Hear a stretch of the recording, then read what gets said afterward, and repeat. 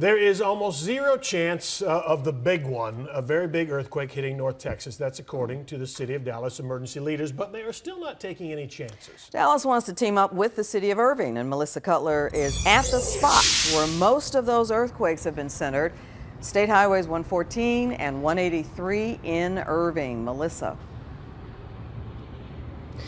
And good evening to you. You know, Clarice, 18 earthquakes in this general vicinity where I'm standing. This is the old Texas Stadium site, and this is only since the beginning of the year. What is this, mid-January? And we've already had almost 20 earthquakes in this general vicinity. Now, they're not that strong that they would create a panic, but they are enough to cause quite a bit of concern. Right here in this corner.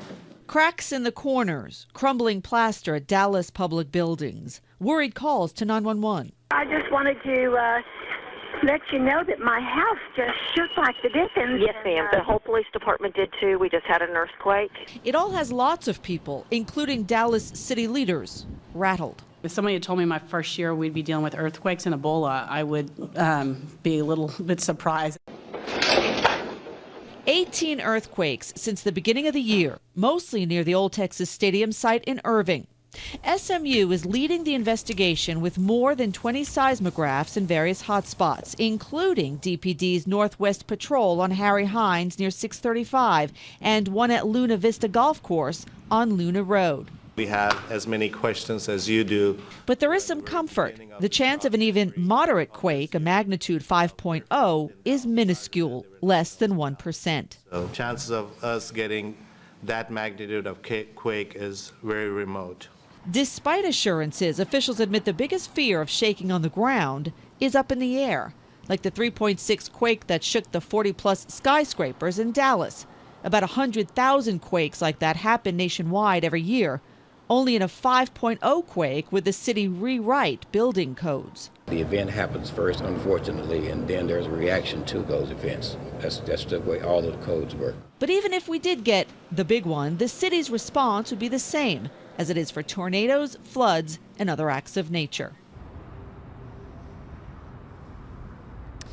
Now, calls to the city of Irving, the mayor of Irving, have gone unanswered, of course. They are the other side of the equation in that task force. Steve, back to you. All right, the task force, I mean, what do we expect to get? We do know we've been told, boy, if there's an earthquake, please don't call 911. What other things are you expecting to hear short term out of this task force? Well, short term, Steve, you know, they want the public to see videos. For example, the video that the Irving ISD had been showing their students as preparation. It's called Drop, Cover, and Hold On in the event of an earthquake. And it's this kind of stuff that they want to have on social media. They want in their websites. They want, you know, greater, public awareness of this sort of thing. As far as the task force specifically is concerned, you know, there's a lot of interest from cities across North Texas.